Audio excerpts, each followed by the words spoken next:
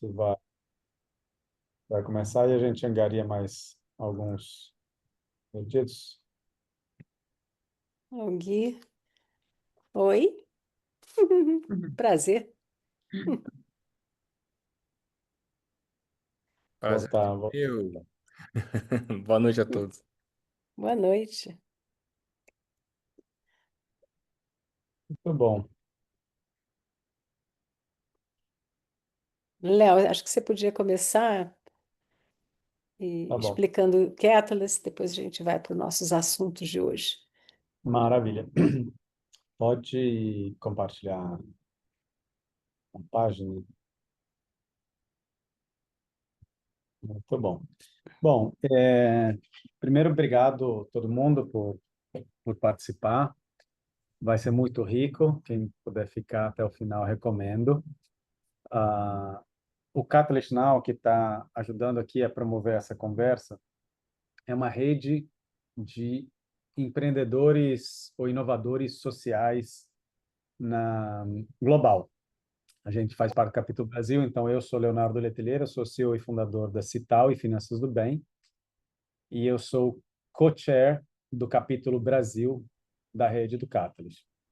A rede do Catalyst tem, acho que, mais de 2.000 pessoas em vários países, todos os continentes, e, desculpa, basicamente é uma rede que está baseada na colaboração entre empreendedores, inovadores sociais, socioambientais que estão transformando o mundo, né?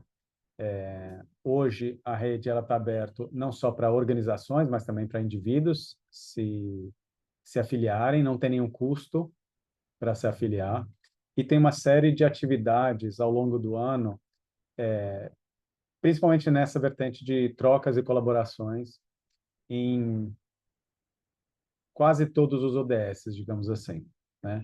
Tem grupos de afinidade, tem projetos conjuntos, propostas conjuntas de financiamento, iniciativas. Hoje a gente estava discutindo sobre coisas que os membros do Catalyst vão fazer na COP, coisas que a gente pode fazer em parceria com os nossos pares da América Latina.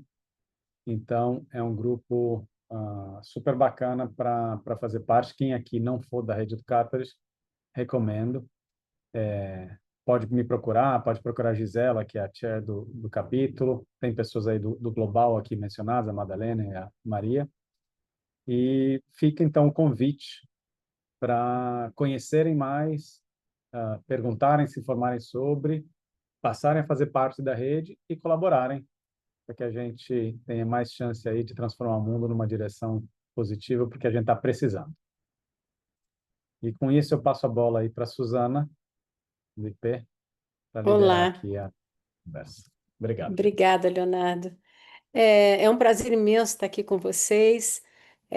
Eu acho que o tema da nossa conversa de hoje ela é muito importante, ela suscita muito interesse, porque nós estamos às vésperas de uma COP que vai ser realizada no Brasil, e há um mistério, né, de como é que uma COP funciona, o que que a gente pode esperar e quais são, vamos dizer, os sonhos para uma COP ideal e como que a gente vê as barreiras que estão acontecendo. E os convidados de hoje, Cristiane Przybyski, que é jornalista do Eco há décadas e tem acompanhado as COPs continuamente, e o Carlos Klink, que é isso, e todos dois têm uma formação na área de alguma coisa ambiental, a Cristiane como jornalista e mestranda do nosso programa de mestrado do IP, da ESCAS, e o Carlos tem mestrado, doutorado fora do Brasil e participou como co-presidente, não, peraí, só um minutinho. Ele foi ex-secretário executivo do MMA. Então, foi na época da Isabela, o Carlos foi a pessoa que levou o Brasil a brilhar na COP de Paris. Então, a experiência dos dois é muito rica e a gente achou que seria muito pertinente trazer isso para vocês que, como eu, estão interessados. Muitos das pessoas que estão aqui pode ser que estejam planejando ir para a COP, como eu, por exemplo, vai ser a minha primeira COP. E as perguntas são muitas. Então, eu gostaria de começar pedindo a Cristiane para contar um pouco de como é que funciona uma COP. E o Carlos vai trazer depois a experiência dele como professor da UNB e como uma pessoa muito engajada no meio ambientalista, como é que foi a experiência dele na COP de Paris. Então, eu acho que esse é um princípio da gente estar trocando ideias aqui. Então, Cristiane, agradeço muito ambos terem aceito. E também gostaria de reconhecer a Graziela Comini, que está com a gente desde o início, também promovendo esses encontros, dando ideias. E para quem não conhece, Graziela é da USP, da FEA e também do IP. Ela é vice-presidente do IP. E também a gente faz junto um MBA na verdade, um MBA que leva sustentabilidade a uma plataforma empresarial, né, para a plataforma empresarial. Então, Cristiane, eu gostaria de começar com você e pedir a você para nos explicar a sua experiência, nos relatar como é. Suzana, obrigada. Agradeço a todo o grupo por me receberem hoje. Para mim é um prazer enorme estar aqui. Eu adoro falar sobre isso. Tem muita coisa para falar. Me deram 15 minutos só, então vou tentar ser super sucinta. Eu escrevo para o site O Eco, que é um dos veículos especializados em comunicação e jornalismo ambiental mais longevos do Brasil. Ele completou 20 anos o ano passado e eu estou com eles há 19 anos, então já escrevo sobre isso há bastante tempo e cubro conferências climáticas desde 2009. A minha primeira COP que eu cobri foi de Copenhague, foi uma COP super difícil enfim, aprendi a marretadas, como é que se participa de uma COP. E a ideia aqui hoje é trazer um pouquinho da estrutura, o que a gente vai encontrar lá em Belém quando estiver acontecendo a COP. Eu queria pedir para colocar o slide para a gente, por favor.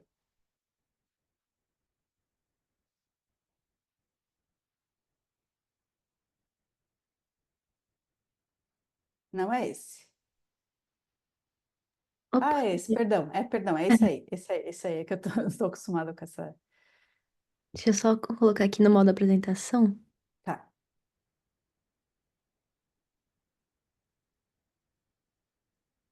Ué, aqui.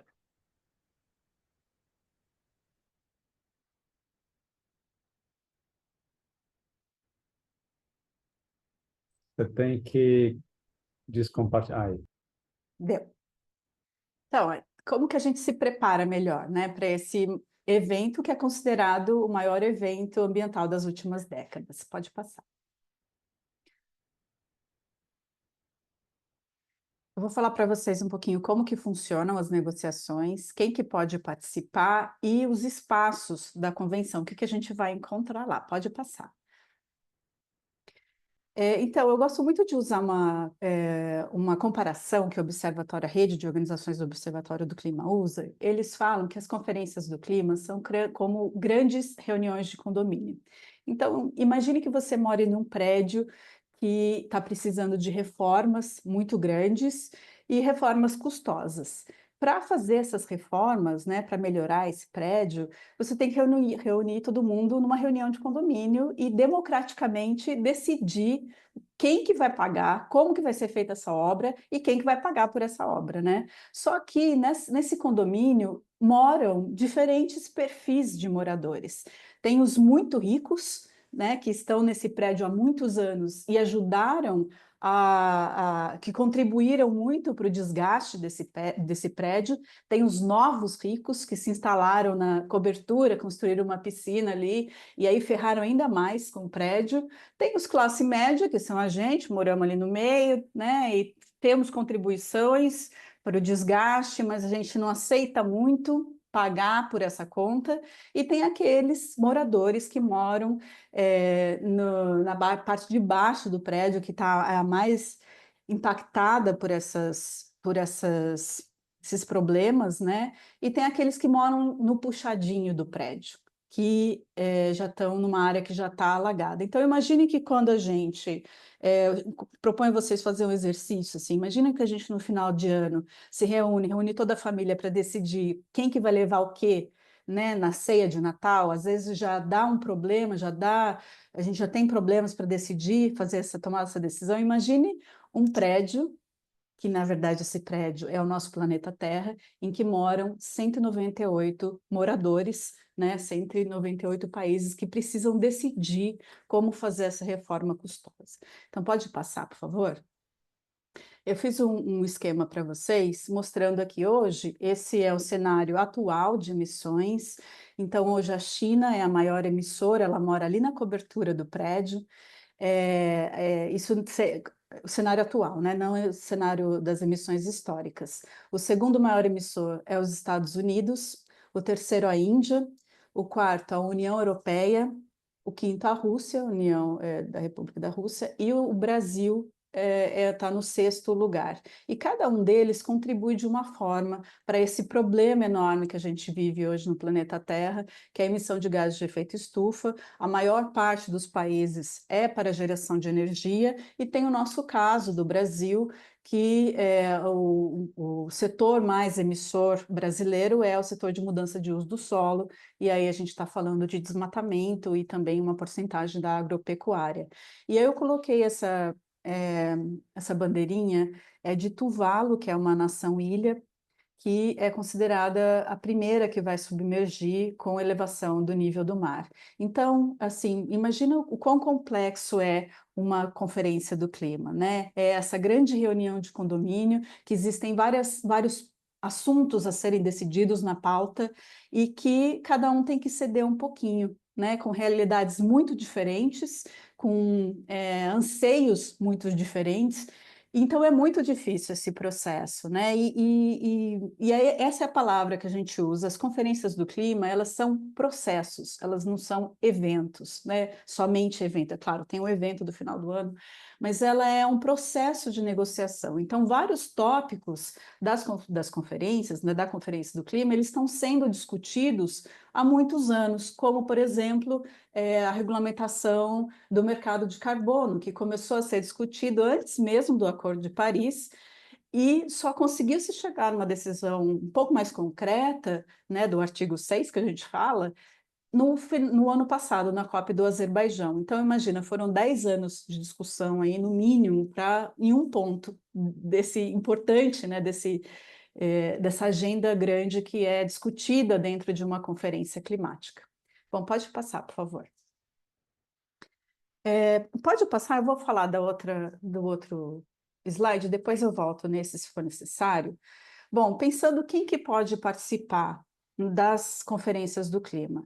A ONU, o slide anterior, eu vou passar rapidinho porque só queria mencionar para vocês que se vocês, mesmo sabendo da loucura que é uma conferência, que é essa dificuldade, ainda quiserem participar, a inscrição, né, o credenciamento, ele é feito somente pelo sistema da UNFCCC. Existe todo um critério para que organizações participem, e os tipos de crachás que são dados, né, se é possível fazer o credenciamento, esse crachazinho rosa, que são dos PARI, são as delegações dos países. Então, cada país recebe uma cota de credenciais que ele pode usar da forma que ele quiser, distribuir dentro do governo e para parceiros, né? Tem os crachazinhos azuis, que são das organizações das Nações Unidas.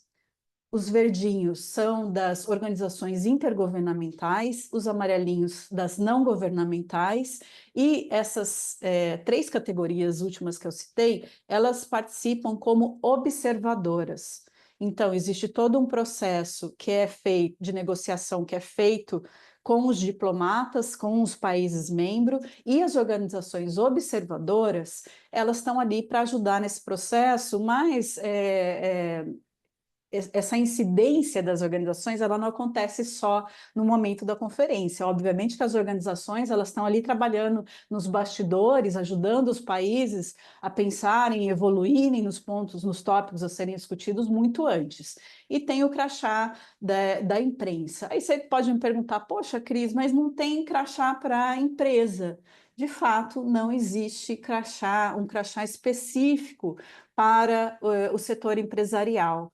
E isso é uma coisa que vem do processo de criação das conferências, que como eram países discutindo ali, a ONU queria evitar ao máximo, isso eu estou falando de 30 anos atrás, tá? Interferências dentro desse processo de negociação. É claro que essa realidade mudou muito, né, ao longo das décadas, e hoje o setor empresarial, ele é muitíssimo ativo e muito importante para o processo de enfrentamento das mudanças climáticas. Ah, mas como que eu participo? As organizações, as empresas e o setor empresarial e, né, mesmo empreendedores, eles participam com algum desses crachás ou eles são convidados para participar como delegação do país, né? E aí vem como party ou party overflow, quando tem uma sobra de credenciais da delegação oficial, ou quando ela é convidada por alguma organização observadora para participar de algum evento, para falar de algum evento, então pode ir nesses tipos de crachás, assim, sabe? Não existe um crachá só para esses setores empresariais, mas isso, não sei, né? Existe no momento agora uma discussão de revisão dos processos, dos procedimentos das conferências, então, a gente não sabe como que vai acontecer, mas o cenário atual é esse. Pode passar, por favor.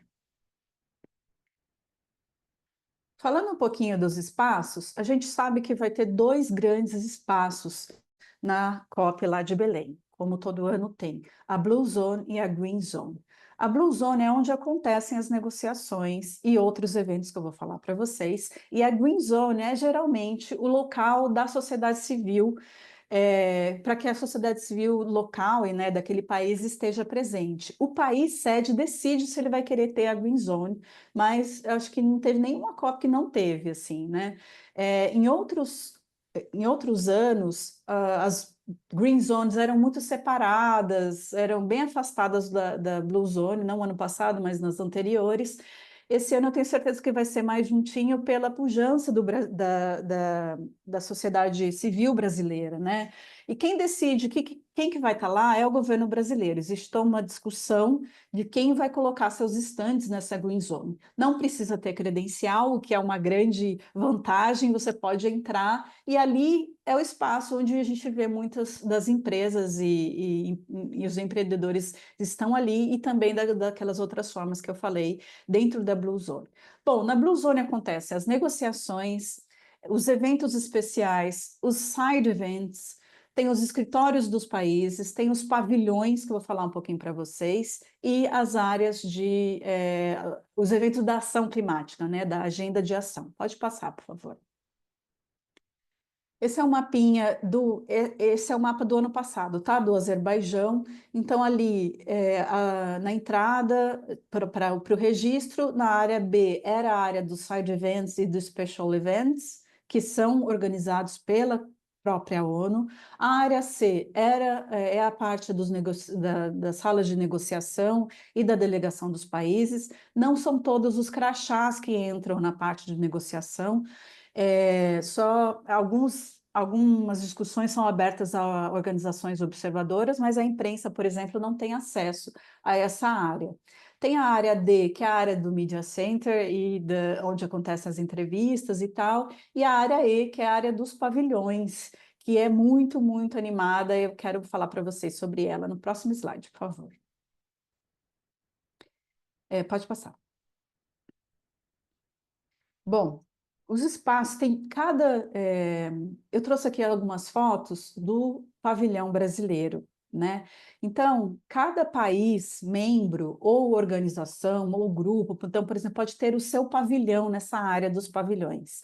Então, geralmente, os países têm, né? Nem todos. A FAO tem o seu pavilhão, organizações que lidam com a questão climática têm seus pavilhões. É uma área super animada, essa foto à direita superior mostra para vocês como que é a galera andando, né, nessas áreas do pavilhão. Essa é uma visão por fora do pavilhão brasileiro, quando foi isso no Azerbaijão. Mas o Brasil, ele pode estar presente em 2 outros espaços. Então, que a gente espera que aconteceu nos anos anteriores, então esperamos que aconteça de novo. Pode passar, por favor.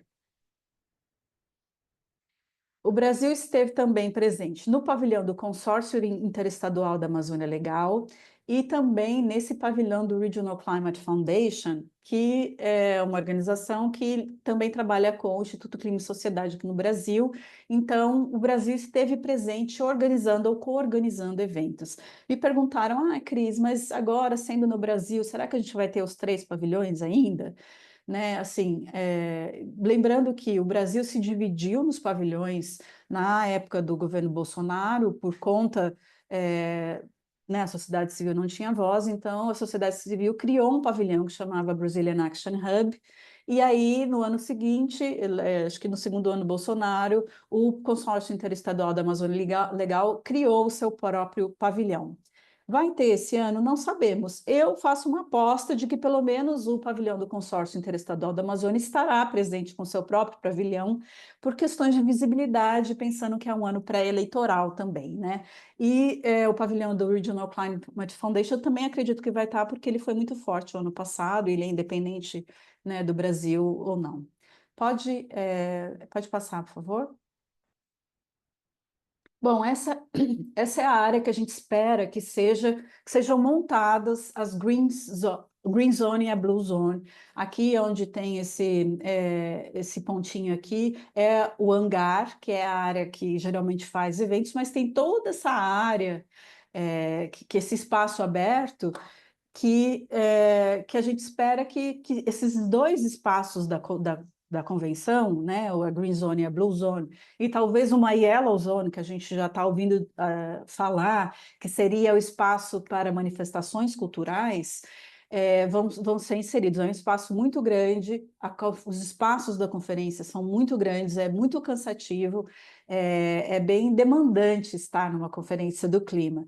E pensar também, uma coisa que eu acabei não falando, as organizações, elas vão para se mostrar institucionalmente, elas aparecem lá institucionalmente para fazer, né, assim, para estreitar relações, para fortalecer seus próprios projetos. Conferência do Clima não é um lugar de apresentação de trabalho, de apresentação de papers e tal. Pode ser que aconteça isso, né, na conferência, mas ele vai estar tão diluído num processo muito maior que, se a sua ideia é ganhar visibilidade fazendo alguma coisa durante a COP, eu sugiro rever as suas estratégias e soltar coisas que você julga, que a sua organização julga importante, nas semanas anteriores da COP, porque na conferência acontece tanta coisa que isso pode ficar diluído, né? Pode passar, por favor.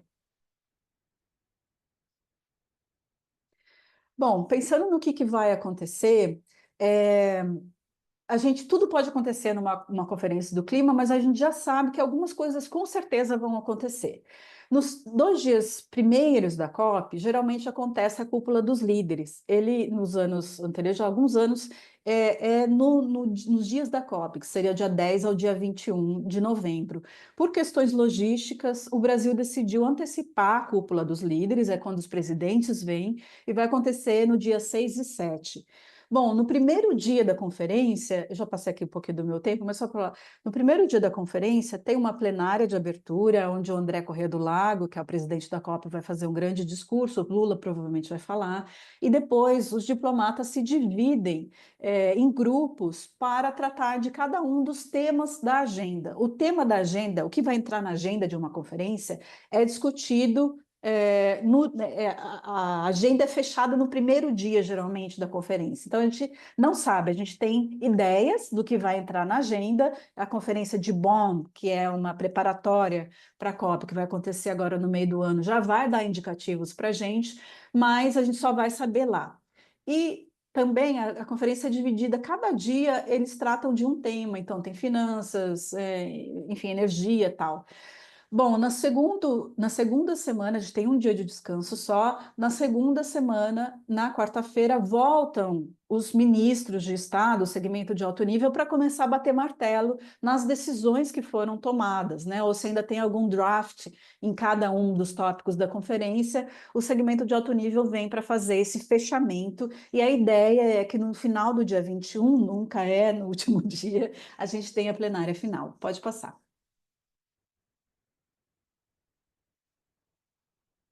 Bom, aqui algumas fotos vou passar rapidinho para vocês. Eu vou pedir para passar bem rapidinho, tá? Essa é a entrada de Baku, ano passado, pode passar.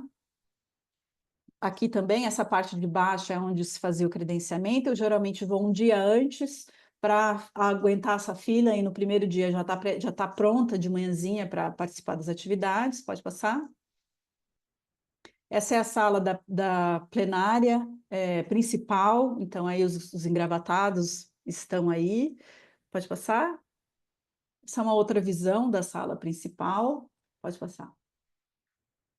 Essa é uma sala de negociação separada, né? Assim, para cada time dos países negociando um tópico específico, né? Da agenda. Pode passar. Esse é um side event, são eventos da ONU, que a ONU organiza dentro daquela agenda paralela de temas. Então, são discutidos vários outros temas que são além da agenda da conferência. Pode passar. E aí, também manifestações. Pode passar. Essa área dos pavilhões. Pode passar. Essa é o Media Center, onde geralmente eu fico. Eu acho que aí acabou. Pode passar. Isso, pronto. Passei um pouquinho meu tempo, desculpa, Suzana. Imagina, Cristiane, é fascinante, porque é muito mais complexo do que a gente imagina. E a Cristiane já fez essa apresentação para o IP, depois para o nosso conselho, e a gente está, num ano que ela está trabalhando que nem louca, a gente está explorando ela um pouco. Mas é por essa experiência que eu acho que é muito visível, né, o que que a gente passa numa COP. E ela não mencionou, mas a exaustão é muito grande. Então você anda, anda, anda, você fica mal, você tem mal alimentado, você tem poucos banheiros, enfim, não é uma área para a gente ir se divertir assim. Mas tem ganhos, e os ganhos eu vou pedir para ela falar depois. Agora eu queria apresentar o Carlos, né? O Carlos também é conselheiro do IP, a gente tem uma coleção boa de gente à nossa volta, e o Carlos estava no governo, né, na época que o Brasil realmente brilhou, e eu queria que você contasse um pouco da sua experiência, Carlos, que é uma outra visão. Você estava no Blue Zone, né? É Blue Zone, acertei? Na zona de governo, enfim.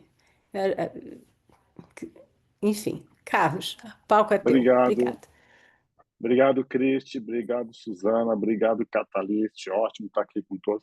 Você não fica só na Blue Zone, sabe? Você roda para, dependendo do lugar, você vai para... Estão me ouvindo? Estão me vendo? Estão me vendo? Muito bem. Ah, ok. Você roda muito, às vezes tem um side event, não sei como é que vai ser Belém, no centro da cidade, vai só a gente tem que voltar para o estádio de futebol, enfim, mas faz parte.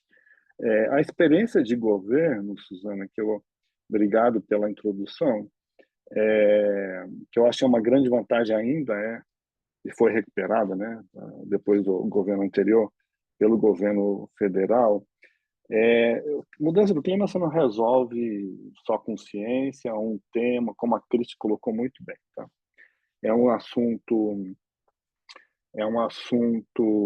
que abrange toda a sociedade brasileira. Vocês me dão licença um segundo que o gato entrou aqui. Desculpa aí, gente. Vai lá.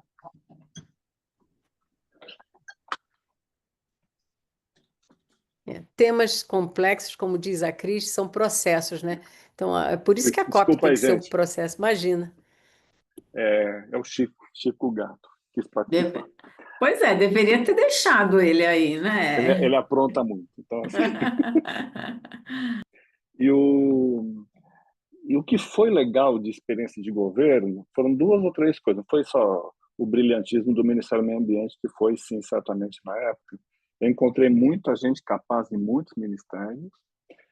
Havia vamos dizer assim, um empoderamento político da agenda, não só para o Ministério, mas para a agenda, né, muito forte no nível de ministros e presidência da República, e havia uma governança muito incrível. Eu não canso de dizer, eu gastava, eu meio que tomava nota, assim, gastava, sei lá, 40, 45% do meu tempo cruzando a esplanada dos ministérios. É assim que você faz a coisa realmente andar. E como é que eu estou vendo um pouco esse tema hoje? Vou falar um pouquinho da experiência, que eu acho que ela é muito importante, porque ela reflete no ponto que a gente chegou aqui agora, hoje, no país, no mundo. Acho que tem três grandes fatores que estão colocando pressão, e vão colocar muita pressão na COP30 de Belém. Primeiro, a ciência é claríssima, já era muito clara, mas a ciência avançou muitíssimo no mundo inteiro, inclusive no Brasil, e todo mundo está experimentando chuva, seca, calor, incêndio, risco, custo elevado, muito mais rápido do que a gente esperava. Então, isso vai vir forte, muito forte, né? Como a gente já vê nos noticiários. Por outro lado, tem havido, não sei precisar, talvez 10, 15 anos, um enorme avanço de energias limpas, energias renováveis no mundo, numa escala que a gente também não experimentou nunca na história humana. Hoje eu vi um exemplo da baterias na Califórnia, não é mais experimental, já faz parte da matriz elétrica deles, o quanto a China evoluiu em renováveis. O Brasil, Cris colocou muito bem, o Brasil tem um pouco um diferencial aí. Nossas emissões vêm mais de uso da terra e conservação de florestas e savanas, desmatamento, do que energia. A gente está indo tem uma boa figura para a energia, o Plano Nacional. Pela primeira vez, o Reino Unido, agora, recente, acho que foi esse ano, reduziu as emissões na produção de eletricidade através de carvão mineral, porque eles foram se desligando de carvão mineral. Tá? E por aí vai, tem um bilhão de exemplos. Mas tem o terceiro ponto, tem obstáculos muito importantes. O mundo ainda usa nossa oferta de energia, cerca de 80% ainda de origem fóssil, tá? Carvão mineral, petróleo e gás. Isso também vem por trás dele, como a Cris também falou, em Baku veio forte, já tinha vindo antes, um lobby político poderoso desse setor, deve continuar, né? Houve até o André Correia do Lar, que é o presidente da Copa, ele mencionou, não sei se foi a segunda carta, a terceira carta, eu acho que foi na terceira que ele lançou esses dias, né, o embaixador André, ele menciona isso, ele vai querer voltar e vai levar para Bonn. Ele falou já, ele vai levar para Bonn na preparatória. Peraí, é a história de combustíveis fósseis. Porque foi pelo menos acordada uma frase assim, vamos fazer como é que ele chama? Tem um nome, um faseamento fora de combustíveis. Ele quer trazer isso politicamente na COP30 de Belém. Ou seja, a realidade política do mundo, um mundo mais fragmentado, eleição de governos mais conservadores ou ultraconservadores, alguns escapulindo do compromisso, do acordo de Paris. Esse vai ser bem difícil, mas embora seja muito difícil, eu acho que o Brasil tem um papel vital e vai ter um papel, tenho certeza, muito rico a apresentar. Quando eu assumi a política estava começando, foi um privilégio, na verdade, tá?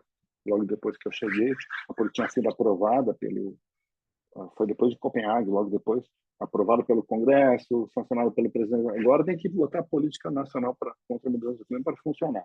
E a política funcionou muito bem. E eu acredito isso muito, essa coordenação governamental e governança da política aqui em Brasília e com seus entes todos. A gente colocou planos de combate ao desmatamento em funcionamento, agricultura de baixo carbono, energia, os primeiros planos para mineração, indústria, carvão, mobilidade urbana, plano de adaptação, saúde pública. Primeira vez que a gente faz um plano no país, assim, como é que a gente avalia risco e vulnerabilidade dos vários setores da sociedade? Estratégia Nacional de REG+, muitos de vocês provavelmente já trabalham com isso. Estabelecimento de fundos públicos, Fundo Clima, Fundo Amazônia, Plano ABC, Agricultura de Baixo Carbono. muita ciência, o país é bastante avançado nesse tema e está bastante interligado, né, com as cooperações internacionais, ou no próprio IPCC, e, logicamente, as relações internacionais. O Brasil também tem muita experiência, e particularmente o embaixador André, ele é muito experiente nesse tema, desde anos, né, lá no Itamaraty, internacionalmente. O que aconteceu com isso tudo? O país, vamos dizer, um apanhado de estudo é que o Brasil conseguiu, em anos anteriores, reduzir por volta de 40% das suas emissões de gás de efeito estufa, porque conseguiu reduzir desmatamento com política pública, principalmente na Amazônia e no Cerrado brasileiro. O desmatamento caiu 70%, 75%. Só fazer a política funcionar. Tá? E mobilizou a sociedade. E eu gostei do ponto que a Cris colocou, que na NDC a gente também deixa isso muito claro, na NDC primeiro de 2015. A mobilização da sociedade fundamental. O Brasil tem esse privilégio, Cristian, tá? Sociedade civil, e ficou muito claro para o setor financeiro, setor privado, eu tenho que me engajar, tem que ser agora. Tá? Então, isso foi um trunfo para a preparação da NDC do Acordo de Paris de 2015. Eu me lembro quando a gente foi para as Nações Unidas para entregar a proposta oficialmente, presidente da República, ministro, uma série de empresários brasileiros seguiu, foi dar apoio, que mostra um pouco o que estava acontecendo já no Brasil, de ser uma agenda positiva. Tá? Lembre-se, uma pequena propaganda, acho que ainda está, deve ser entregue até a COP, a gente está na revisão do Plano Clima, a gente já está olhando o Plano Clima 2024-2035, tá? Que vai trabalhar muito quais são as novas estratégias nacionais de mitigação, quais são os planos e assim sucessivamente. Tá? Isso também está bastante claro, bastante forte aqui no Brasil, e se deve muito claro, a política que foi continuada e a NDC do Brasil. O que é a NDC do Brasil? Não é só você botar números, vou reduzir 20% aqui, 30% ali. Claro que isso essa descarbonização é o X da questão. O que eu acredito que foi bastante relevante, primeiro, os resultados muito positivos posicionou o Brasil num outro patamar. Lembre-se que a COP, o Acordo de Paris, ele mudou bastante o jogo, porque ainda é por consenso, 196, 198 países têm que negociar, mas foi um pouco sendo preparado, e se eu venho de baixo para cima? Os países têm que mostrar suas ambições através desse compromisso chamado NDC, os compromissos nacionalmente determinados. Tá? Então, a gente estava num momento bastante positivo de mostrar resultado, e o Brasil pôde apresentar uma NDC bastante ambiciosa para a época em 2015. O que a gente fez? Que foi muito rico. Consultas públicas de altíssimo nível, com toda a sociedade brasileira. Não é conversa fácil, não, gente. Assim, setores privados estratégicos, até com o setor privado fóssil a gente conversou. Né? Ou muito com o setor de energia renovável, setor financeiro verde, por aí vai. Agricultura, indústria, mobilidade, foi muito importante. Você tem que se preparar. Eu me lembro, a gente fez uma sala de situação junto ao gabinete da ministra. É isso, não era nem na COP, viu, Suzana? Lá no gabinete, a gente passava, sei lá, 14, 16, 18 horas trabalhando para poder chegar com uma boa proposta brasileira. E, por exemplo, que modelagens econômicas, ecológicas, científicas tiveram que ser feitas para dar esse embasamento forte do que a gente vai, que ambição a gente vai colocar para frente. Tá? A gente rodou, não me lembro, mais de 40 modelos no Brasil, na Alemanha, nos Estados Unidos, com cenários, análise de risco, tomada. Hoje as pessoas modelam até assim, não, se China se comporta desse jeito, os Estados Unidos, como é que o Brasil pode se comportar? Então, isso também eu acho que enriqueceu muito. Um ponto fundamental isso para preparar a NDC do Acordo de Paris, tá? Que eu também acho que foi muito, muito, muito importante. Nós escolhemos alguns países-chave no nível de primeiro-ministro ou presidência da República, e a gente fez acordos bilaterais sobre mudança do clima, antes do Acordo de Paris, com a China, Estados Unidos, Alemanha e Noruega. Ou seja, países já parceiros de longa data, né, do Brasil, que a gente achava que seria muito importante o Brasil chegar também ancorado nessas relações bilaterais. E foi então colocado, eu não vou falar números, porque eu acho que não cabe, se quiser, depois a gente pode discutir um pouco de números. Com a ambição, o Brasil já tinha conseguido uma grande redução de emissões e propôs até 2025 tanto, mais 37%, e uma indicação de mais 43% até 2030 naquele momento, né? Vários gases de efeito estufa, uma meta absoluta, todo o território nacional. Eu acho que essa construção é que permitiu, inclusive, um papel de destaque da delegação brasileira no Acordo de Paris. Tá? Eu lembro, a gente recebeu o Fabis, que aliás foi convidado de novo, que era o chanceler francês que cuidou do Acordo de Paris, foi convidado pela Andréa Corrêa do Lac fazer parte desse ciclo de... Como é que chama, Cris? Ciclo de notáveis, algo assim. Ele ele veio a Brasília mais de uma vez com sua equipe, falou, o Brasil tem que jogar um papel bastante importante, que a ministra, na época, desempenhou bastante bem, sem dúvida, esse papel. E agora, depois do momento de interrupção que houve, né, olha meu tempo, hein, Suzana, esqueci de marcar, que houve aí no governo anterior, mas voltou forte. Em 2023, o Brasil atualiza seus números, tá? E finalzinho do ano passado, 2024, o Brasil apresenta uma nova NDC, a segunda NDC, oficialmente, está lá depositada nas Nações Unidas e tudo mais. Em termos, só para falar um pouquinho, agora sim, falar um pouquinho de números, o último dado do quarto Inventário Nacional 2021, 2022, 2027, Ciência e Tecnologia, coloca as emissões do Brasil hoje por volta de 2,6 bilhões de toneladas por ano. Tá? Se eu for olhar no mapa, né, é muito menor que muitos países, mas é importante. E a NDC atual está colocando uma ambição para 2035 de baixar esse valor para cerca de entre 0,8 e 1 bilhão, 800 milhões e 1 bilhão de emissões dos vários setores, bastante ambiciosos. Então, a gente vai ter que... Só com isso, eu acho que esse jogo e o papel que os ministérios, diplomacia, Belém, Pará, sociedade civil brasileira vai colocar, eu acho que vai posicionar o Brasil de uma maneira bastante interessante. Porém, eu acho até que muito mais desafiadora, talvez, do que a gente encontrou em Paris, em 2015. O mundo está muito mais desafiador. Gente. Aquele mundo que a gente conhecia 10 anos atrás, acho que não existe mais, né, praticamente. Porém, tem várias coisas mas eu vou deixar na manga, Suzana, vou parar aqui, que eu acho que pode alimentar um pouquinho a discussão, se for preciso, para a gente. Tá? Obrigado. Cumpri meu tempo? Tá ótimo, Carlos. É incrível, porque você e a Cris, quando vocês falam, a gente percebe a força que é conhecimento com participação social. É um negócio tão forte. Tudo que vocês falaram que deu certo é porque teve, de algum jeito, participação social, o empoderamento das pessoas, né? Assim, o envolvimento, para as pessoas virarem protagonistas, mas com base em ciência. Então, se a gente for olhar na história mesmo do Brasil, tudo que foi para frente, né?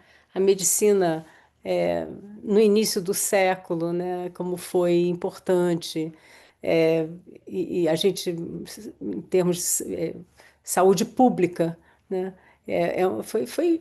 Foi vanguarda, foi super avançado.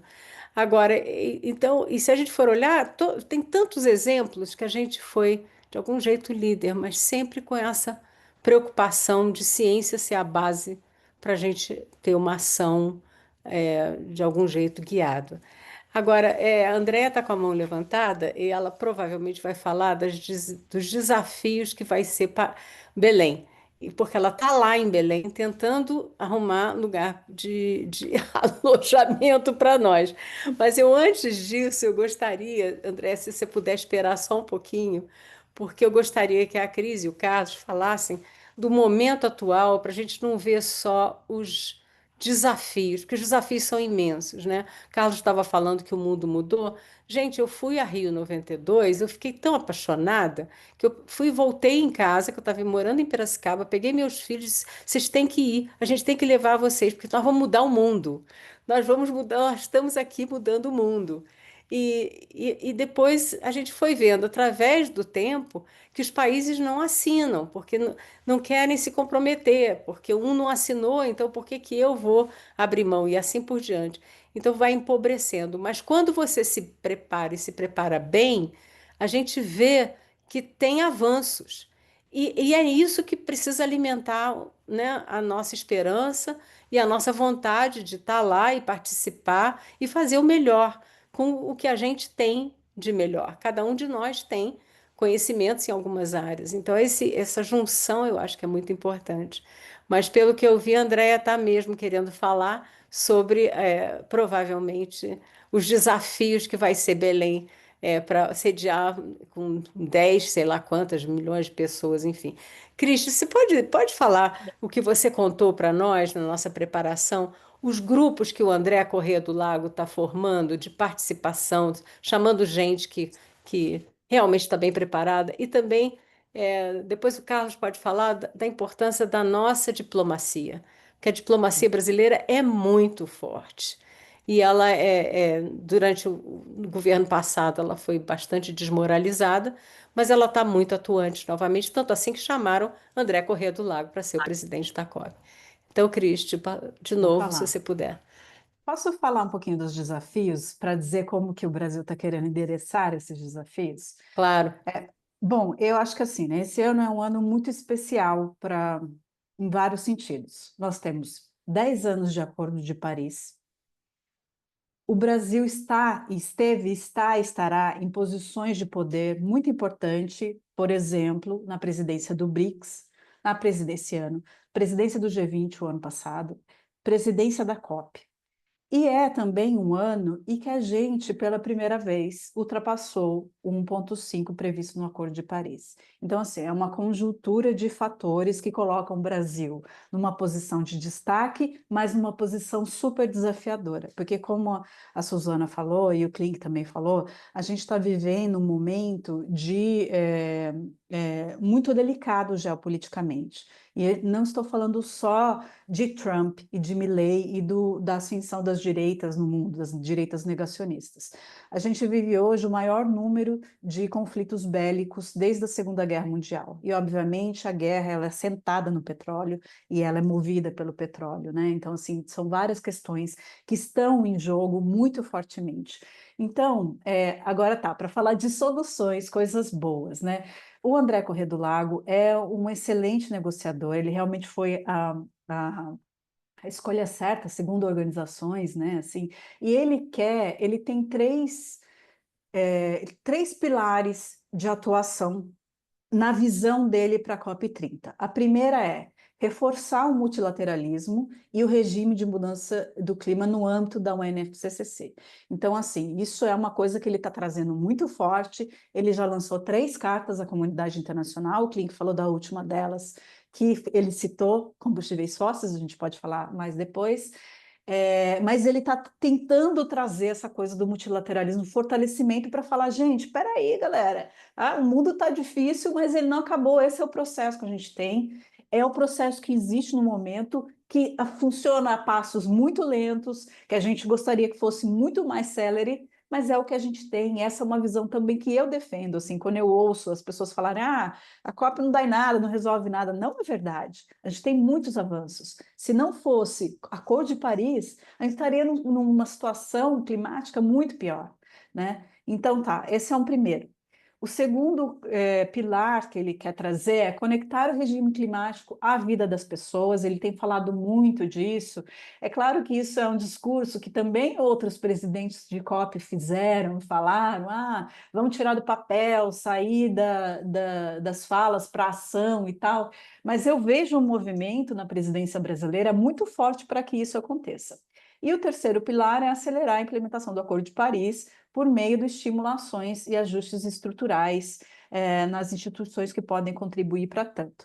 E o que a Suzana falou de novidades, é, é que o André Corrêa do Lago, ele criou vários círculos de assessoramento, de aconselhamento, para ele tomar decisões. Então, tem 4 círculos principais. O primeiro é o círculo das presidências. Olha que inovador isso, eu achei sensacional. Ele chamou todos os presidentes das COPs desde 2015, que foi a assinatura do Acordo de Paris, para ajudar ele a pensar como melhorar a estrutura da COP. Olha, eu acho que isso é até de uma humildade, né? Porque assim, os presidentes querem ser eles, os caras, né? Querem ficar, querem ser eles a manchete, né? E ele chamar todos os presidentes para falar, gente, vamos trabalhar junto para ver como é que a gente melhora esse processo. Tem o Círculo dos Povos, que é comandado pela Sônia Guajajara, e a ideia é que trazer a voz dos povos originários e da sociedade civil como um todo para essa COP. Então, eles também estão, esses círculos que eu estou citando para vocês, eles estão num processo de escuta constante e aconselhamento da presidência. Tem o círculo dos ministros de finanças, porque é uma coisa muito louca, assim, né? A finança é tão essencial, o financiamento é tão essencial, e ele só foi tratado na COP passada do Azerbaijão. E foi aquele desastre que o pedido era para 1,3, né? 1,3 trilhão de dólares anuais, assim, para enfrentamento da crise. E hoje eu estava assistindo uma palestra que mostrou que os cientistas falaram, na verdade, em 8 trilhões, e não em 1,3. Enfim, pediram 1,3, ganharam 300 bilhões. Agora, então, tem esse círculo de ministros das finanças para tentar fazer esse trabalho eles estão com uma tarefa hercúlea na mão deles, porque o que eles estão tentando fazer é mudar o sistema financeiro global para tentar reverter a lógica do sistema financeiro. E o quarto círculo é o que eu achei muito bonito, é uma coisa que eles chamam de balanço ético global. Então, existe dentro do âmbito da UNFCCC, né, anos anteriores, teve o balanço de carbono, né, o Global Stocktake, que diz quanto carbono foi emitido, quanto que a gente precisa cortar. O André Corrêa do Lago e sua equipe, né, a Ana Toni também como CEO da COP, eles criaram esse grupo que é comandado pela ministra Marina Silva, com o aconselhamento do Lula e do secretário executivo da ONU, o Guterres, para fazer um balanço ético. Então, eles estão ouvindo vários setores de sociedades de todo o mundo para que eles digam como que eles acham que o enfrentamento da mudança climática tem que acontecer. Super bonito, legal, acho super legal. Ainda temos dúvidas de como que esses conselhos serão absorvidos pela presidência nas negociações em si, mas só de ter esse movimento, eu acho que já é uma coisa importante. Além disso, tem os champions, que ele chamou, né? O champion é aquela pessoa, figura, que ajuda a intermediar a interlocução, fazer interlocução de setores da sociedade com a presidência. Então, a gente tem o Dan Yoshep, que faz essa interlocução com o setor privado, que eu citei para vocês, que tem aumentado a importância cada vez mais, né, no processo de enfrentamento das mudanças climáticas, e tem a Champion da Juventude, que eu não me lembro o nome, mas para fazer essa interlocução. Além disso, pensa bem, tem esses 4 círculos, tem os 2 Champions, e tem também 30 outras pessoas, que são os enviados, que também, cada um no seu setor, fazendo essa conexão. Então, assim, é um trabalho muito interessante que o André Corrêa do Lago está trazendo, inovador, para tentar mudar essas coisas que esbarram um avanço maior nas conferências. Então, era isso que você queria. Respondendo uma pergunta aqui, posso responder? A Mariana perguntou, poderiam falar sobre a questão do credenciamento? Uma pessoa física sem vínculo institucional consegue ir? Infelizmente não, Mariana. Tem que ir por alguma organização observadora. O processo de credenciamento das organizações observadoras é um processo super burocrático, demoroso.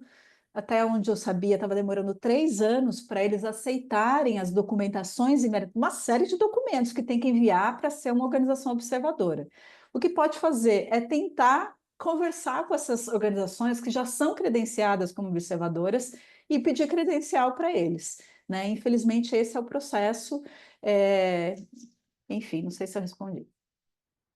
Eu queria mencionar também, obrigada, você respondeu super bem.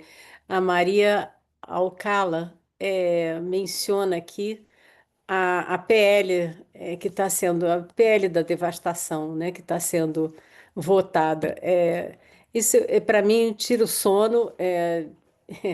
Eu vi vários artigos, inclusive um da Adriana Ramos, que está excelente, e nós. Eu, Cláudio e mais uns empreendedores mandamos um para a Folha que deve estar para sair. Então, assim, a gente está se mobilizando. Agora, uma coisa que tanto a Cristiane quanto o Carlos me ensinaram também é que nas COPs eles não se metem vamos dizer, nos assuntos particulares dos países, principalmente os países sede. O que a gente pode é fazer mobilização, o mais que a gente puder, né? Eu acho que isso, assim, o que eu consegui fazer foi isso, mandar um artigo para a Folha que está para sair. E ficar o tempo todo. Chegou um abaixo-assinado, a gente manda. Mas isso infelizmente, é uma realidade que nós fomos pegas completamente de surpresa. É uma devastação, assim, jogar, sinceramente, no lixo vários anos, né? A gente está vendo pelo ralo. E é o Congresso vamos dizer, a Câmara que nós temos, foi eleito. Nós estamos pagando um preço alto. Mas, Carlos, você gostaria de complementar alguma coisa sobre os assuntos anteriores? Porque a PL é de deixar Não, a não, gente com o cabelo em pé. deixa eu fazer. Obrigado, Vamos falar, Suzana. vamos focar A na Cris já COP. respondeu fantasticamente, eu achei ótimo, beleza. Então não vou repetir não, mas eu queria só apontar, só fazer um parênteses, né? A gente não vai falar de licenciamento ambiental, talvez seja outro momento muito importante. Eu me lembro 2 momentos que aconteceram quando eu participei, né, na COP de Varsóvia. Não só no Brasil acontece isso não, sabe, Suzana? A COP de Varsóvia, então foi lá no estádio, tal, foi uma COP, a gente sabia já que seria uma COP muito difícil, um país que usa muito carvão mineral, tal, etc. E não sei se vocês se lembram, a Cris devia estar lá, que foi uma COP em que no meio da conferência toda a sociedade civil os jornalistas saíram, abandonaram a COP. Lembra disso? Fizeram uma passeata, saindo do estádio, tal. No discurso de inauguração da COP, o presidente naquele momento era o ministro do meio ambiente, algo assim, da Polônia. Só que o executivo do país, trouxe a COP de clima e na mesma semana trouxe um fórum mundial para discutir carvão mineral em Varsóvia. Então foi meio assim, foi difícil. E quando ele começa a fazer discurso na COP de clima, o ministro, ele recebe um bilhetinho e assim, ó, e ele lê eu acabei de ser mandado embora minha posição no governo, né? Porque tô aqui, mas ele continuou como representante, tema bastante semelhante, como representante, claro, como presidente da COP. E em Paris, lembra que Paris também foi no ano que aconteceu Mariana. Então, a gente discutindo o clima, side events, a pergunta. Então, Suzana, acho que inevitavelmente, claro, os países não interferem oficialmente nos outros, mas a participação toda Manifestações, né, Carlos, que a gente pode. isso acontece, sim, sabe? Então é melhor a gente estar preparado. Não, e se for o caso, Isso eu é mesma faço uma faixinha e vou lá. porque quando eu cheguei em Paris, Suzana, foi incrível, porque havia um movimento, Red Plus é parte da história, você reduzir emissões a partir de reduzir desmatamento, degradação de floresta, mas muitas organizações, ainda hoje, aqui no Brasil e fora, eram muito contrárias à estratégia de você usar esse tipo de mecanismo. E quando começou Paris, no primeiro dia, tinha uma manifestação enorme de muitos povos do mundo inteiro contra, inclusive, organizações da sociedade civil, contra a ideia de financiar, pagar por floresta. Então faz parte. Eu acho que o Brasil vai permitir que essas manifestações Eu acho que elas são salutares e tudo mais, tá? E eu fico pensando aqui, quer dizer, é difícil colocar no papel do embaixador André, né? Mas o que seria muito legal, talvez, que eu acho que poderia ser bem rico o Brasil levar, por ser na Amazônia, ser na floresta, ser no Brasil, o Brasil alcançou tanto resultado em controle de desmatamento, só que agora também a gente tem que colocar na pauta, como a Cris falou, nossas emissões, a maior parte vem do setor de uso da terra. Então, a gente tem que começar a pautar essa discussão política na Convenção de Clima, como é que a gente faz com produção com conservação. Isso ainda está longe da gente alcançar. Tem muita coisa acontecendo no Brasil, acho que poderia ser utilizado. Certamente eles vão utilizar. No lado de finanças, o Brasil tem experiências enormes, espetaculares, sobre finanças, a parte pública, como é que os governos, os ministérios, os fundos públicos têm atuado. O Brasil tem mais de 20 anos de experiência nisso. Mas só que tem esse gancho que no G20 foi muito tratado ano passado aqui no Brasil, pelos ministros de Finanças, como é que a gente usa isso para trazer investimentos privados. Tá? Isso pode ser, o Brasil tem muita experiência, acho que certamente isso deve surgir como experiência que o Brasil vai levar. E a questão da energia, né? Que o Brasil tem uma experiência incrível de...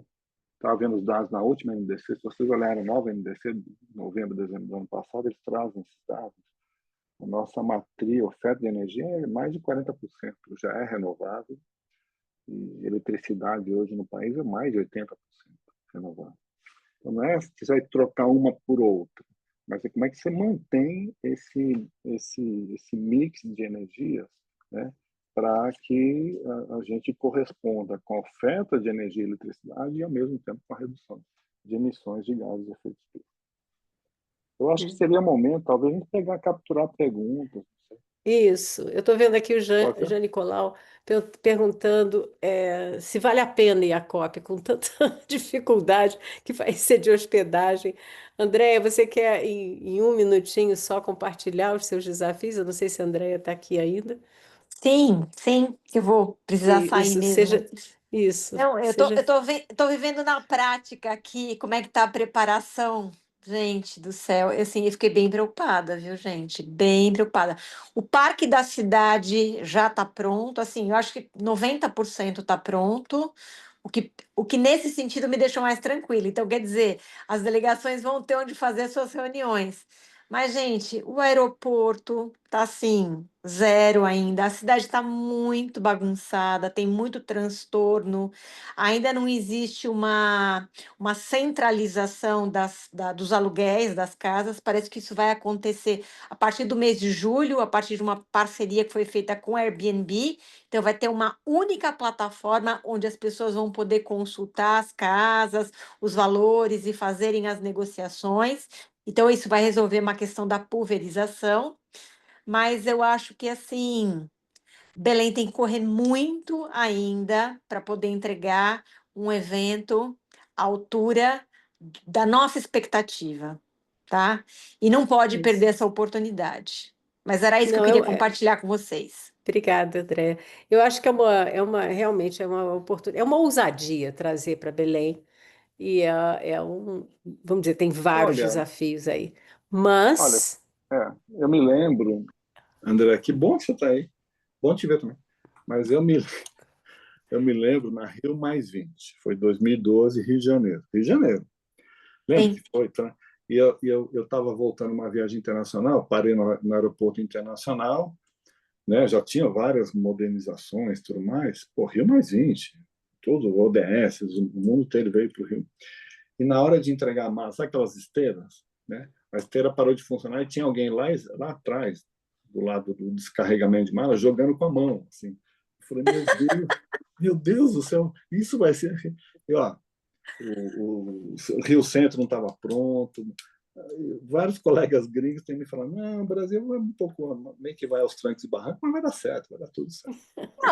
Isso, assim, Clique, eu mas também não tenho dúvida, porque a gente entregou uma Olimpíada de ótima qualidade, a gente entregou Copa do Mundo, né? mas Então, eu não queria. tenho dúvida, mas vai ser com emoção. Eu queria que tanto a Cris quanto o Carlos compartilhassem por que que vale a pena. A Cris deu um depoimento incrível outro dia, de que quando ela consegue uma entrevista, né, especial com o André Corrêa do Lago, com a Ana Toni, é diferente, porque eles estão completamente imbuídos. Cris, conta pra gente como é que é isso, por que que vale a pena? O pouquinho que você consegue é grande, né? Eu vou te responder essa, mas depois, se você me permitir, eu queria falar um pouquinho da participação da sociedade civil e falar um pouquinho dos temas que vão ser tratados esse ano, se couber em algum momento. Mas você sabe que eu acho que é mais lindo participar de uma COP? É porque é muito comovente você ver centenas, milhares de pessoas ali reunidas para salvar o planeta, cara, para salvar nosso futuro. Isso é muito comovente, porque, como a Suzana falou, estar numa COP é muito desgastante, física, emocional e intelectualmente. Você come mal, você dorme mal, você não faz xixi direito, você anda muito, é intelectualmente desgastante, porque é um overflow de informações em inglês, né? Então você tem que estar ali com, né, para gente que tenta traduzir para a sociedade civil o que foi discutido, a gente passa o dia inteiro estudando os documentos que saem de cada um dos grupos, né? Então, assim, intelectualmente é muito desgastante, é emocionalmente desgastante, porque você fica longe da sua família e tal, mas estar lá nesse processo, vendo as pessoas na mesma situação, para tentar fazer alguma coisa para melhorar esse planeta que a gente está vivendo, é extremamente comovente. E eu, assim, eu tenho, assim, abrindo meu coração para vocês, eu tenho uma ânsia muito grande de fazer alguma coisa boa para a sociedade, como jornalista, como cidadã, e estar lá, isso é muito concreto, sabe? Eu estou lá, eu estou ajudando nesse processo, isso é muito legal. Bom, posso falar um pouquinho de sociedade civil? Posso, Suzana? Eu juro que eu vou ser rápida. Eu acho Pode, que claro. a Eu sou sociedade da civil. sociedade civil, come on. Eu acho assim, a gente veio de 3 COPs que foram realizadas em países ditatoriais, e que teve muita repressão à sociedade civil. Eu presenciei nas pouquíssimas e pequeníssimas manifestações sendo oprimidas, né?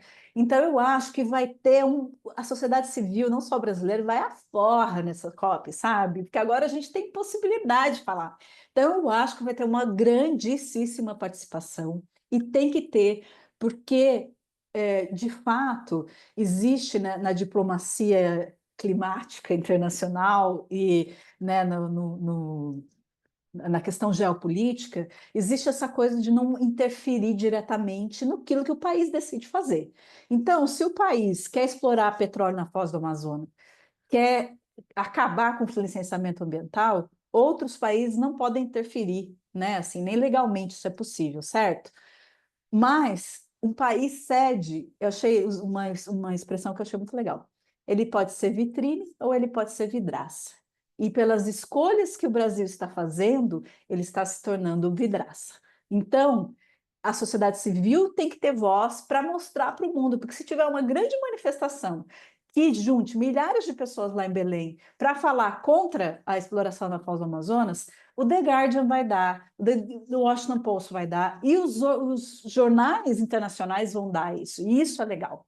E agora falando, pensando nos tópicos, né, que a gente vai tratar, o fato de ser na Amazônia, essa é uma outra coisa que eu ouvi recentemente, achei muito legal, que existe um discurso falando a COP não é do Brasil, é no Brasil, a COP não é da Amazônia, é na Amazônia, a COP não é da Amazônia, mas ela pode ser. Porque este vai ser um dos assuntos principais que vão ser tratados lá, que é a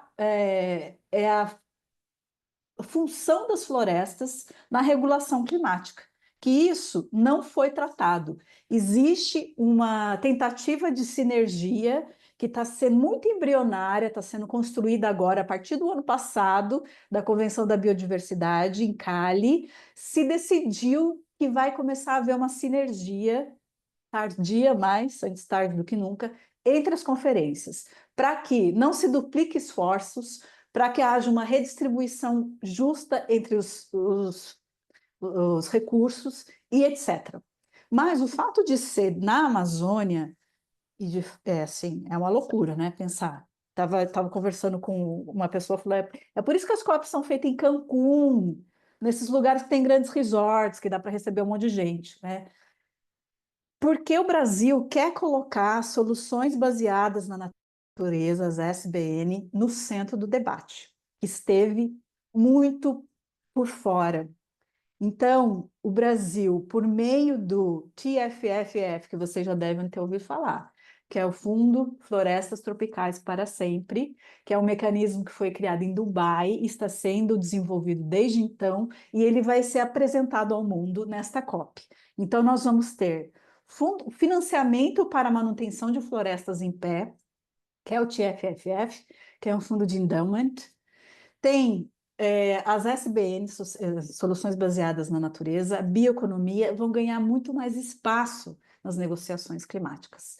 Esse acho que vai ser um grande tema a ser tratado. E vai ser muito importante. Os países que têm grandes porções de florestas tropicais, eles se uniram desde 2023, eles estão constituídos como um bloco de negociação dentro da ONU, e eles vão trazer a força deles, falar, galera, pode pagar aí para a gente manter em pé. Além disso, a gente vai ter também a discussão das NDCs, como o Klink falou, que são as metas nacionalmente determinadas. Os países membros da ONU, elas tinham, esse ano 2025 é o ano de apresentação de novas NDCs. Os países tinham até fevereiro para apresentarem suas metas, não apresentaram, a ONU deu prazo até setembro para que seja avaliada a meta de cada país e no contexto do global, para chegar na COP e dizer está alinhada com 1.5, não está alinhado com 1.5. Bom, esses serão dois grandes temas, e a gente não sabe, teve um indicativo do André Corrêa do Lago na última carta dele, que foi lançada sexta-feira, falando que ele está querendo falar de fim dos combustíveis fósseis. Vamos ver como é que vai acontecer. Então, eu acho, bom, eu queria te agradecer, porque eu acho que você traz essa esperança, sabe? Que a gente está precisando. Então, eu tenho a impressão que, Jean Nicolau, eu acho que você provavelmente vai querer ir para a COP. E tem também.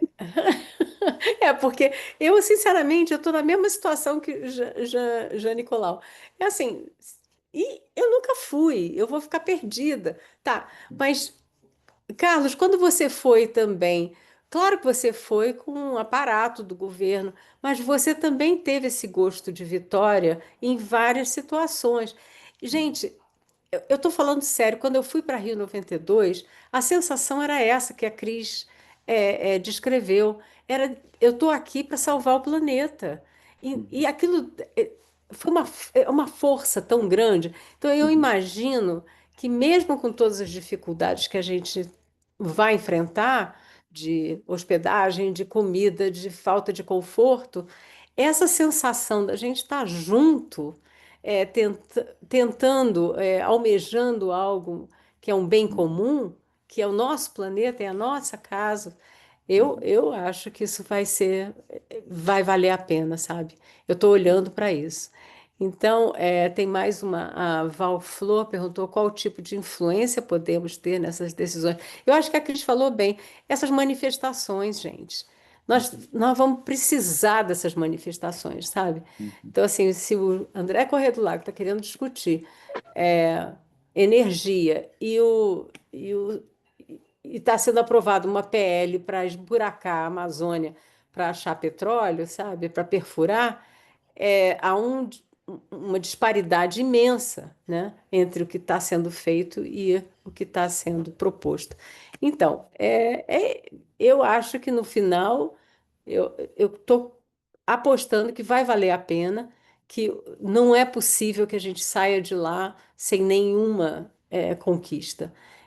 Carlos, você Eu, não quer contar um eu, pouquinho? eu acho, Suzana, que É, isso, claro, sem dúvida, muito importante sempre, ainda mais esse novo momento, né, da participação da sociedade civil, que é bastante oportuna. E também, não estou, claro, independente da questão de logística, custo, tal, que vai ser difícil, viu, Jean? Talvez, enfim, tem que ver aí. Mas acho que as COPs, Suzana, que nem os círculos que o André Correia criou, esses especialistas, políticos, científicos, seja o que for, de setores, eles vão falar só vai ser importante isso, Belém vai ser isso, vai funcionar como antena, eles não vão falar só da agricultura, energia, eles vão falar do que é factível ou não a partir da experiência deles, antiga e atual, né, de finanças, política, etc., dos países. Isso vai ser único, talvez, em Belém, isso vai ser muito bom. Vamos ver do que vai sair de Bonn 12, 15 de junho agora, porque ele quer levar para Bonn essa que a gente chama de pré-COP, ele quer deixar de só trazer mais temas de pauta. Não, vamos mostrar que tem ação, tem muito engajamento, isso é importante. E as COPs, eu me lembrei aqui agora rapidinho, 2 momentos que eu não teria tido outra chance. Por exemplo, você vê um discurso do presidente Obama assumindo mudança do clima, sabe? Que depois virou política. Os Estados Unidos não tinha aprovado até então uma política de mudança do clima. Foi só com o governo Biden que ele conseguiu, e veio muito não só da atuação da delegação americana, que tem sido, né, agora não existe mais, tem sido bastante capaz, né, de fazer as negociações. E eu me lembro, Obama falou assim, e a gente cometeu erros, viu? Eu cometi erro assim. Eu falei, caramba, cara, presidente do país mais importante para o tema no mundo, falando, cometi tal erro e a gente vai corrigir assim, assado. Só nas COPs que isso acontece. E me lembrei de um outro caso, não me lembro se foi Paris, enfim, um grupo de estudantes do mundo inteiro de medicina, e eles vieram para a COP, tinham lá movimento, alunos ainda em formação, e eles preocupados com adaptação, doença tropical, e pediram uma entrevista ao governo brasileiro, e a gente falou, claro, vamos conversar. Foi muito enriquecedor. Pessoal jovem, né, do mundo inteiro, como você mostrou aí uma das suas fotos, a participação da juventude. A juventude, a gente tem que participar, mas a gente também tem que mostrar que tem esperança, sim. Também foi bastante, eu nunca teria tido a oportunidade de conversar com formandos em medicina, de gente de 18, 19 anos, lá seu, do mundo inteiro, trazendo a questão da mudança do clima para os temas que eles estavam vendo. E não era só de país pobre, não. Muitos estudantes de países nórdicos, países ricos, preocupadíssimos em participar também desse jeito. Tá? Então, eu diria o seguinte, a participação na COP é antes, durante e depois, tá? Da COP. E eu espero possamos lograr grandes decisões e resultados, porque vai ter muito mais trabalho pela frente. Tá? Eu tenho certeza que o Brasil tem grande chance de entregar um momento, como você falou, Suzana, de mais esperança para esse mundo, né? Que a gente... Tá? Eu acho que Lembra, assim, não é só reduzir a emissão, tá? É como a gente muda o nosso sistema econômico, isso. como a gente avalia risco, como a gente engaja as pessoas. Carlos, Acho como a que gente vira modelo, o Brasil teria a chance de ser modelo de sustentabilidade, de engajamento. Então, é isso, esse é meu é, sonho, sabe? A gente, já, num a certo gente sentido já né? Mas assim, já, mas tem mas que lidar é, diferença entre os poderes aqui no isso Brasil, aí. fora do... É o que está acontecendo, é isso. Deixa eu só compartilhar aqui, a Camila Furtado é de Belém e ela está defendendo que a cidade vai, enfim, é resiliente. Eu tenho certeza, Camila, eu não sei onde você está aqui, porque eu só estou vendo um pouquinho das pessoas, mas eu tenho a certeza que no fundo vai ser bom para o Belém, vai ser bom para nós. Eu já fui a Belém, é uma cidade linda. É só, o desafio é, vamos dizer, comportar esse número imenso de pessoas de muitas nacionalidades e Uhum, os movimentos sociais que eu estou realmente apostando que vão uhum, ser muito poderosos para a gente poder, vamos dizer, trazer a nossa opinião e a nossa participação. Mas eu agradeço porque eu estou botando fé. Então, com todas as beleza. dificuldades, Que eu acho legal ela que falou isso. vai ser Muito uma legal. experiência muito legal, muito legal. Uma Depois, se vocês puderem, belenense. vocês, Muito bom. vocês leiam aqui no Esse é o espírito. chat. Tem uma pergunta para a Cristiane sobre jornalismo. Aí, ó.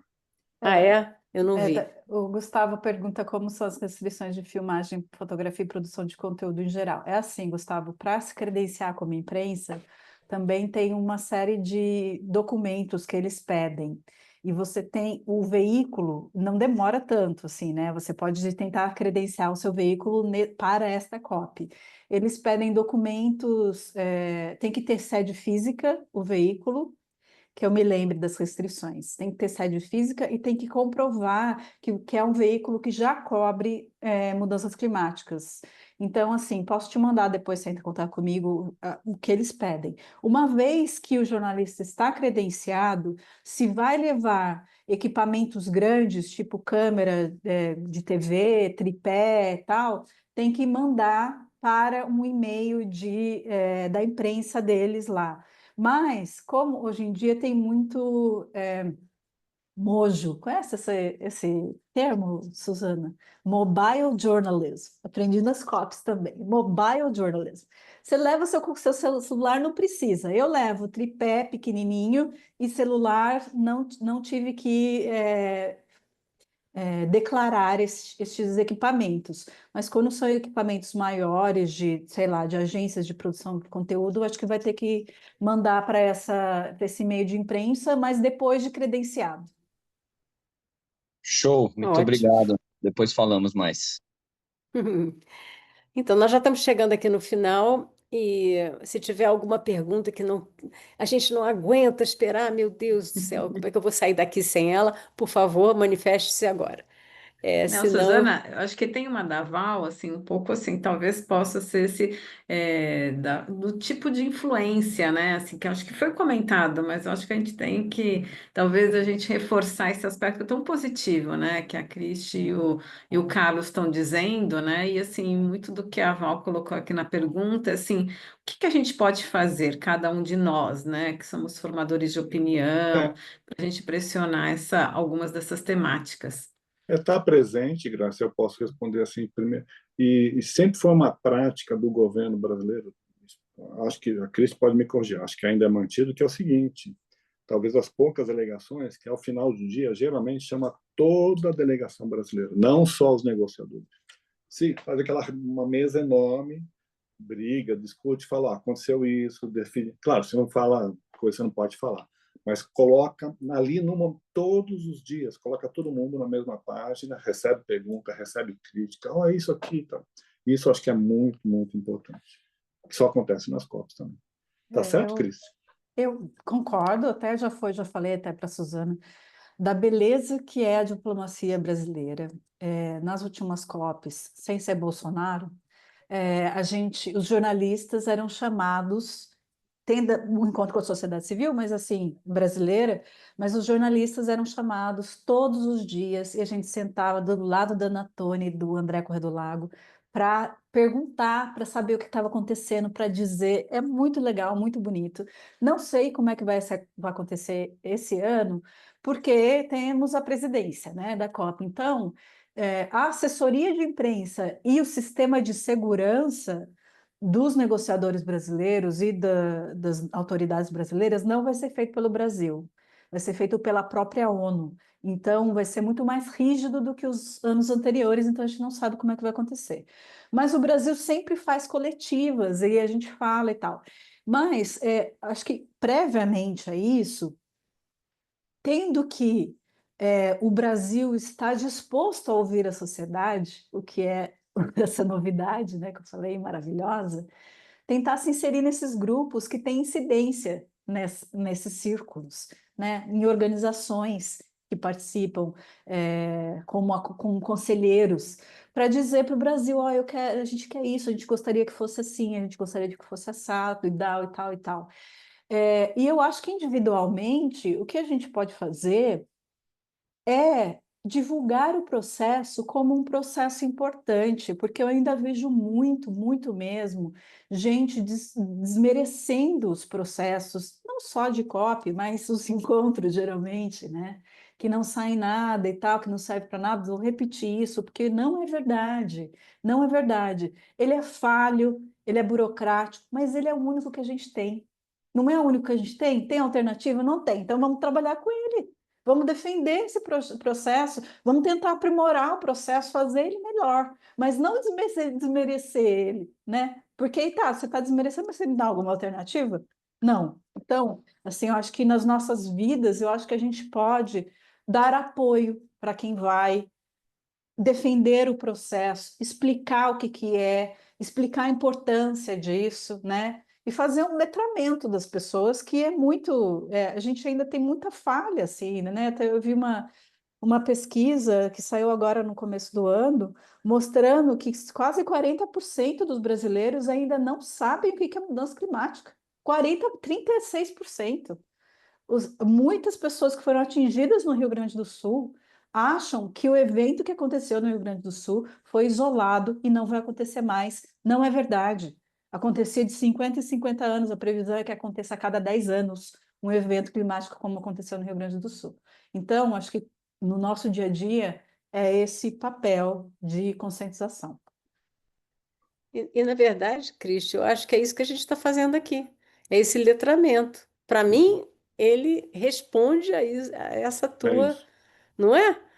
Então, assim, é trazer duas Você, pessoas que têm experiência, que já foram, que vivenciaram, que vocês conseguiram ambos é, trazer benefícios para o país, benefícios para a coletividade.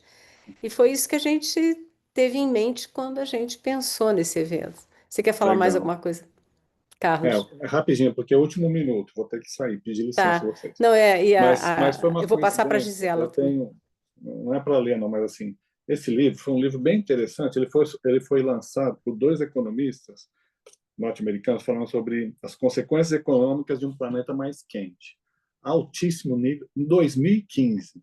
Eu estava relendo algumas partes agora, antes da nossa conversa, e foi interessante porque eles assim, olha, pode ser que aconteça isso, pode ser. Não é pode ser, já está acontecendo, gente. É, Já está é isso acontecendo. aí. É inevitável. Então, assim, agora também não é assim, enfiar a cabeça na terra e... Não, concordo totalmente com o Cris. Parte da solução é muito, sim, fazer a negociação, multilateralismo, jogar o jogo difícil.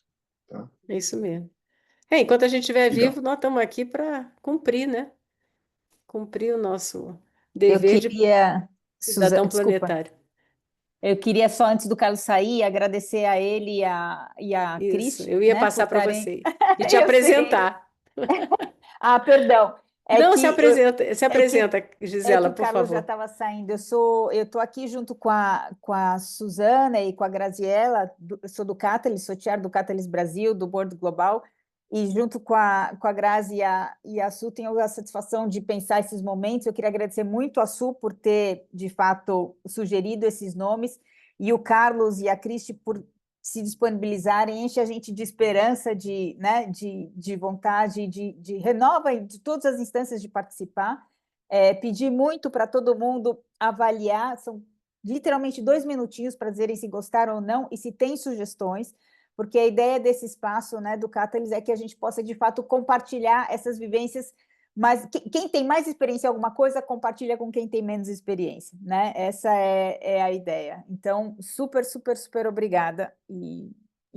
Bom, desculpa, Joia. Suzana, que eu Gisela, te obrigado, interrompi. gente. Vou pedir Não, licença. Tá? eu queria agradecer a todos. Acabei de escrever isso no chat e que estavam com a gente e a gente não está sozinho, nós estamos juntos. É uma caminhada. E queria agradecer a cada um de vocês que ficou aqui, que participou e vai ficar gravado, né? Então é isso. Muitíssimo Exato, obrigada. isso. A gente faz um follow-up depois, manda um Oh, e-mail para todo mundo que se bonitinha. inscreveu Tudo e bem. coloca a gravação do YouTube para vocês, tá bom? Legal. Legal demais. Obrigadíssima. Tchau, gente. Obrigada. Tchau, tchau. Obrigado. Gente, obrigada, Obrigada, viu? tchau. Tchau, tchau. Tchau, obrigada pela oportunidade.